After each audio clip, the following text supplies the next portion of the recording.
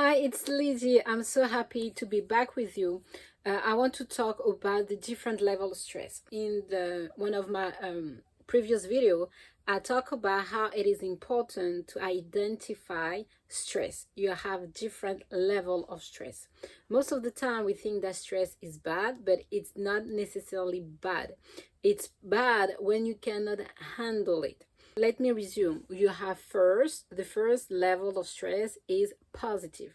When you have positive stress, it's good.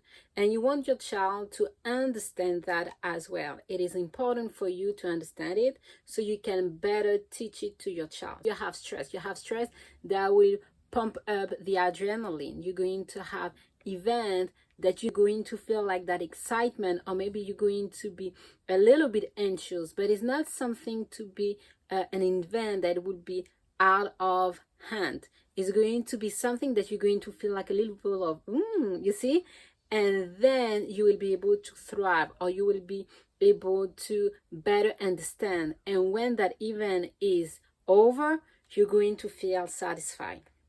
So that too, it's a type of stress, and it's positive stress, it's good stress, and you want that. Why? Because when you don't have positive stress, when you don't see that, oh, okay, this one was good, you might interpret that everything is bad, and you won't have any interaction, you won't put yourself in any situation, because you will be afraid about what that event will be on me. That's why you need to identify. If it's good, you're going at the end to enjoy it.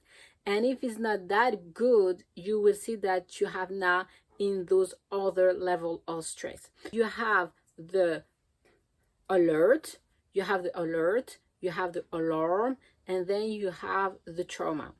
I'm telling you that because your child will go through those different stages of stress, and it's important for you to help your child to at least understand what's going on. When you are alert, that means that you're always going to be wondering about what is going to be happening. You will be good, but you're just going, to check. Just like an alert. Everything is good, but when you have the alert, it's like, be careful. Your child will be also that way, but it's still something that your child will handle.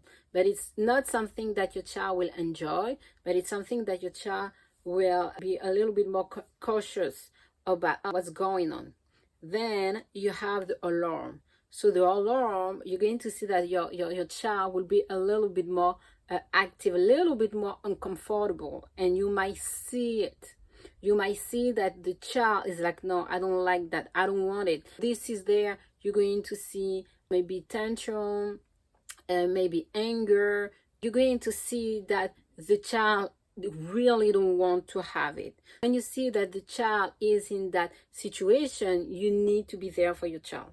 And you need to reassure your child that it's okay. You can handle it. It might seem something that is alarmed, but you got it. And then your child will be able to see. And sometimes you see it in children. They're freaked out. They're like all over the place. And then you're going to say, that's fine. Don't worry, that's fine. And then they're still going to be a little bit like alert, but they're fine. And then they say, oh, I was not afraid. And now you see that it became positive. When you see that your child now is in that alarm, you need to be there.